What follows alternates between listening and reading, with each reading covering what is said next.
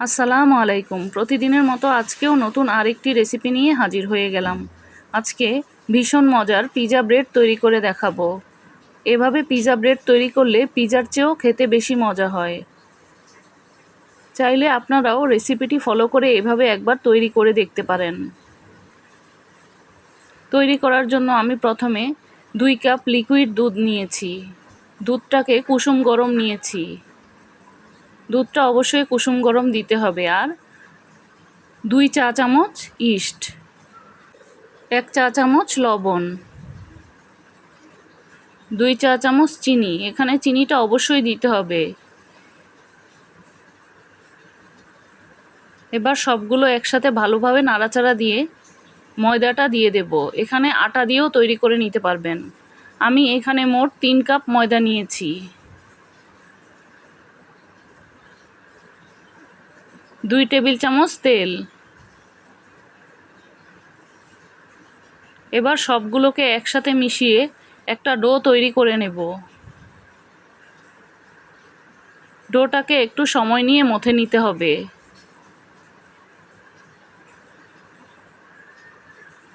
সাথে আরও একটু তেল দিয়ে একটু ভালোভাবে মথে নেব। এতে করে ডোটা খুবই সফট হবে। এইভাবে করে টেনে টেনে ডোটাকে 3-4 মিনিটের মতো মথে নিয়েছি। এতে করে ডোটা খুবই নরম হয়ে যাবে। এবার উপরে কিছুটা তেল মাখিয়ে 2 ঘন্টার জন্য আমি রেস্টে রেখে দেব। এটাকে একটা গরম জায়গায় রাখতে হবে।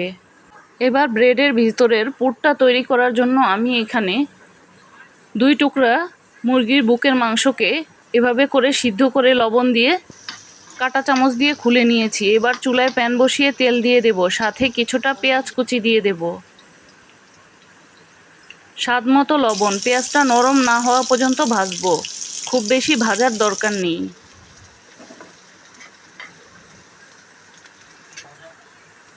পেঁয়াজটা হয়ে গেলে এখানে 1 চা চামচ রসুন বাটা, 1 চা চামচ আদা বাটা দিয়ে মশলাটাকে একটু ভেজে নেব যেন কাঁচা গন্ধটা চলে যায়। আধা চা চামচ জিরার গুঁড়া, আধা চা চামচ ধনিয়ার গুঁড়া, 1 চা চামচ লাল মরিচের গুঁড়া। ঝালটা আপনারা আপনাদের পছন্দ মতো নেবেন। আধা চা চামচ গরম মশলার গুঁড়া। সামান্য পানি দিয়ে এবার মশলাটাকে কষিয়ে নেব।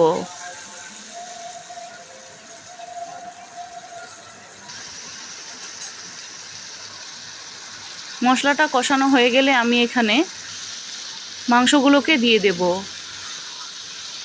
মাংসগুলোকে এবার মশলার সাথে একটু কষিয়ে নেব।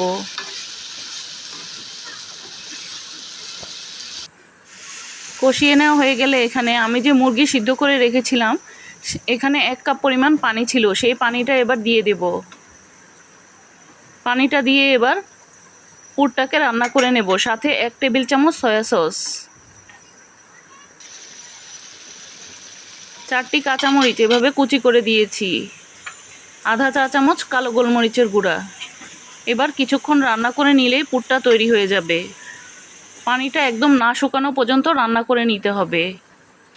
পানিটা পুরোপুরি শুকিয়ে গেলে চুলাটা বন্ধ করে দেব। এখন পুরটা তৈরি। এবার আমি ডোটাকে যে রেস্টে রেখেছিলাম 2 ঘন্টা পর ডোটা এইরকম হয়েছে। এবার ডোটাকে আমি হাত দিয়ে আরেকটু ভালোভাবে মথে নেব। 4-5 মিনিটের মতো আমি আরও এই ডোটাকে মথে নিয়েছি।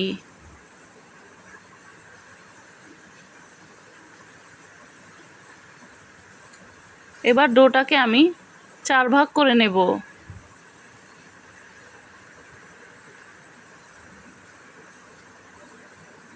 এখান থেকে 1 ভাগ নিয়ে এইভাবে করে বেলনি দিয়ে বেলে নেব।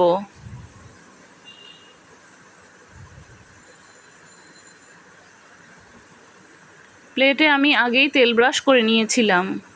আমি যেহেতু চুলায় বেক করব এজন্য স্টিলের প্লেট নিয়েছি। এবার রুটিটাকে টেনে টেনে প্লেটের সমান করে দেব।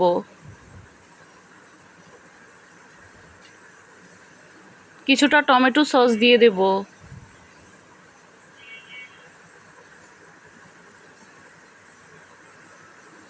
এবার মাংসের যে পুরটা ছিল সেখান থেকে কিছুটা পরিমাণে দিয়ে দেব।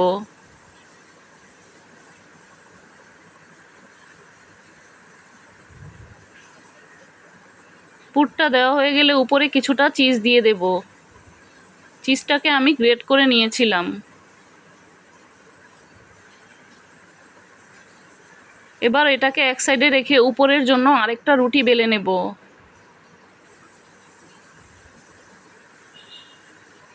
রুটিটা একদম প্লেটের সমান করে বেলে তারপর উপর থেকে এভাবে আটকে দেব।